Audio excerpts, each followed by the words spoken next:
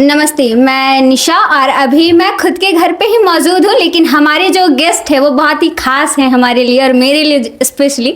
मैं बता दूँ, साइंस विजन पब्लिक स्कूल के डायरेक्टर श्री आशिम अख्तर सर अभी हमारे घर पे मौजूद हैं। और मैं आपको बता दूं कि मैं इनसे पूछना भी चाहती हूं कि इनको कितनी कठिनाइयां हुई है जब से इन्होंने स्कूल शुरू किया है, क्योंकि किसी भी सफल और सक्सेस इंसान बनने के लिए उसे बहुत संघर्ष करना पड़ता है। उस संघर्ष के पीछे कितनी विपत्तियां आती है वो किसी एक इंसान जो उस चीज़ से जूझा होता है उससे बेहतर कोई नहीं समझ सकता है। तो मैं ये सर से जानना चाहती हूँ कि उनको इन सारी चीज़ों पे उनका क्या मतलब थोड़ा सा इमोशनल स्टोरी तो हो ही सकता है। सबसे पहले तो निशा का बहुत बहुत धन्यवाद कि इन्होंने अपने कार्यक्रम में मुझे बुलाया है। और इनका जो सवाल है उसमें विशेष हम लोग ध्यान देंगे कि रूरल एरिया में खास करके इस प्रखंड में बुरमू प्रखंड और कांके प्रखंड के उरगुटू पंचायत हो या आपका भाट बोड़िया एरिया हो, बरौदी बसरी, ये सब एरिया जो है जो एजुकेशन में काफ़ी पिछड़ा एरिया था। 2009 में जब हम लोगों ने शुरू की थी स्कूल तो उस समय काफ़ी कठिनाइयों का सामना इसलिए करना पड़ा क्योंकि लोग जो है एजुकेशन पावर को नहीं समझ पाते थे। एक एक घर में जाकर लोगों को समझाना, एजुकेशन के बारे में बतलाना और उनको जो है स्कूल के साथ जोड़ना, ये काफ़ी टफ चीज़ थी।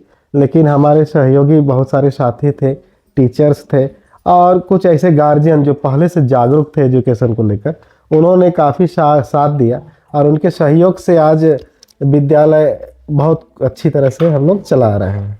मैं बता दूं कि विद्यालय 2009 से स्टार्ट हुआ है और हम सब उसी 2009 से, मानो आप नर्सरी से पढ़ रहे बच्चे हैं स्टार्टिंग दौर से, तो हमने स्कूल को काफ़ी परिवर्तित होते हुए देखा है। काफ़ी हमने देखा है सर को काफ़ी संघर्ष करते हुए कि बच्चे कैसे पढ़ेंगे, कब उनको ट्यूशन देना है, और ये स्कूल में जो पढ़ाते हैं उसके बाद जो है वो ट्यूशन भी देते हैं। सुबह उतनी ठंड में उठना, बच्चों को पढ़ाना, फिर छुट्टी के बाद पढ़ाना, तो ये बहुत ही संघर्ष वाली बात है। और हाँ, जो साइंस विजन पब्लिक स्कूल है उसमें 100% रिजल्ट जो है वो आपका बहुत ही बेहतरीन रहता है एक बच्चे का। मतलब ये आपको 2009 से जो है ये 25-26 अभी आ गया, इस दौर तक अभी देखा गया है। तो इतना सफल बनाने के लिए काफ़ी संघर्ष तो करना पड़ा होगा। और अभी आप जो ये फील्ड वर्क पे आए हैं, जन जागरूकता जो कि बच्चों के लिए मुहिम है एक, इस चीज़ पे आपका क्या कहना है? बिल्कुल, 2009 से अभी हम लोग 2025 के बाद 26 में प्रवेश कर गए। हाँ। तो ये बहुत लंबा सफ़र है और इस दौरान बहुत छोटे से क्षेत्र से हम लोग शुरू किए थे, 1-2 कमरे से। हाँ। जो जब आप लोग पढ़ रहे थे, अभी तो आप लोग का सबका सहयोग से अभी अच्छी खासी बिल्डिंग है हमारे पास। और इस बार हम लोग 10+2 भी कर रहे हैं। तो हम लोग का मेन मकसद था गांव की ओर अभी जो है हम लोग सुबह शाम जा रहे हैं, लोगों से मिल रहे हैं। विशेषकर हम लोग जो पुराने बच्चे हैं उनसे पहले मिल रहे हैं, हालचाल जान रहे हैं, और जो वर्तमान में मैट्रिक में है उनसे भी हम लोग मिलकर तैयारी की जायजा ले रहे हैं। और साथ ही एडमिशन को लेकर हम लोग एक अभियान चला रहे हैं। क्योंकि इस बात से 10+2 है तो हम लोग चाह रहे हैं कि अधिक से अधिक लोग जुड़े और क्षेत्र में जो है जो लोग बहुत दूर जाते हैं, जैसे अक्सर लोग जो है कांके, रांची या इधर आप देखेंगे मांडर तक जाते हैं, तो विशेषकर लड़कियों को काफ़ी दिक्कत होती है। अभी जब 10+2 हमारे यहाँ जब व्यवस्था हो गई है तब उनको बहुत आसान होगा और इसीलिए हम लोग अपनी बातों को लोगों तक पहुंचा पाएंगे।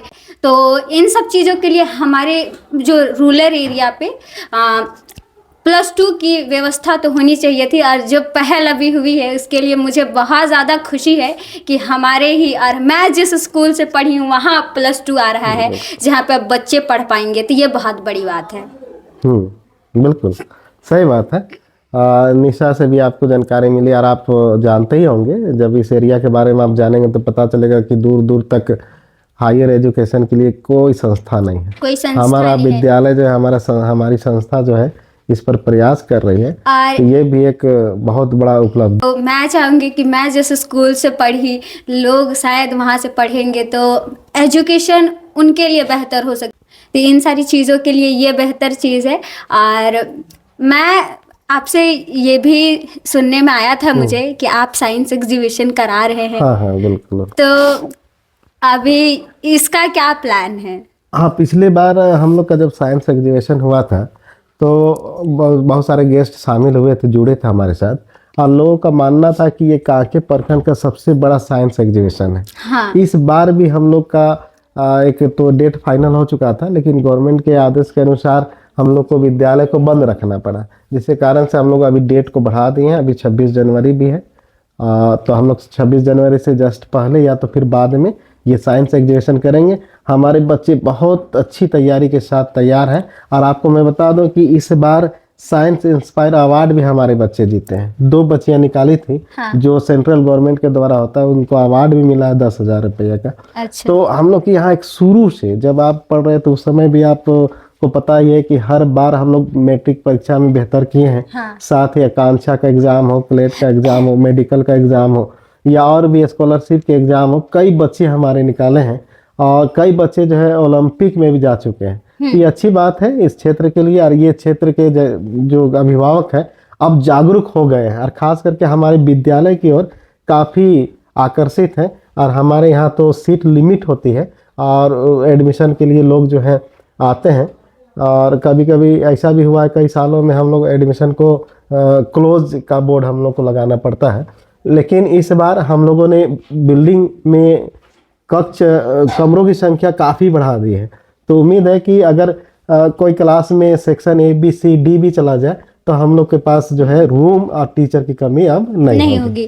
क्योंकि बोला जाता है कि अगर कमरे की समस्या हो जाए तो बड़ी दिक्कत हो। आप ऐसी संवाद चाहते हैं, ऐसी और भी बातें चाहते हैं, तो मैं कभी जब स्कूल जाऊंगी, क्योंकि अपना ही स्कूल है, जब कभी भी जाती हूँ तब मैं आप लोगों को स्कूल दिखाऊंगी, आपको स्कूल के बारे में और भी चीज़ें बताऊंगी। शायद हमने वहाँ बहुत टाइम गुजारा है, 13 साल निकाले स्कूल में, तो आपको मैं स्कूल दिखाऊंगी, और ये सारी बातें तो होती रहेंगी।